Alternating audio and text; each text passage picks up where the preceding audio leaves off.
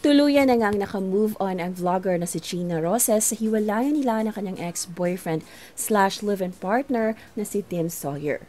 Dahil masaya nitong ibinahagi sa social media na engaged na sila ng kanyang boyfriend na tinawag niyang Papi Paul.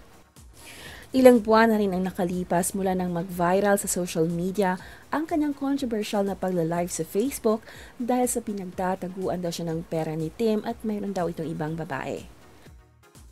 Statement na yan? Huwag kang magmalinis. Hindi ako nagmamalinis. Huwag kang magmalinis. Ikaw ang nagmamalinis. Nagsolo ka eh! Nagsolo ka eh! Nagsolo ka eh! Ikaw ang nagmamalinis. Kaya kami Nagsolo ka eh! Hindi, ito. Bakit? Asan yung pera mo ngayon? Sige. Asan? Bangko! Siyempre, asan ba? Tinago mo sa akin, di ba? Tinago niya sa akin. Alam mo kung bakit? Kasi anytime daw, kaya niya na kaming iwan.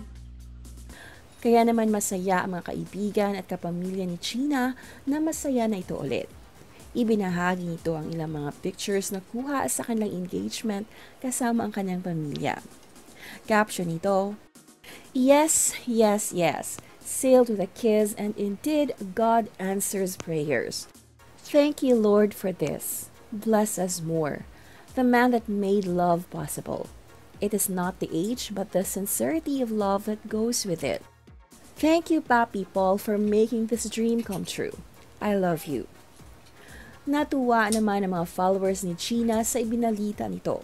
Pero di maiwasang may mga nagkomento na bakit parang ang bilis daw ng mga pangyayari dahil sa bago pa lang daw sila ni Paul. Dapat kilalanin muna nila ng maigi ang isa't isa. Pinayuhan pa si China na pag-isipan muna ng mabuti ang kanilang planong pagpapakasal. Pero sagot ni China, baliwala naman ang long-term relationship kung sa huli ay lulukohin at iiwan ka din.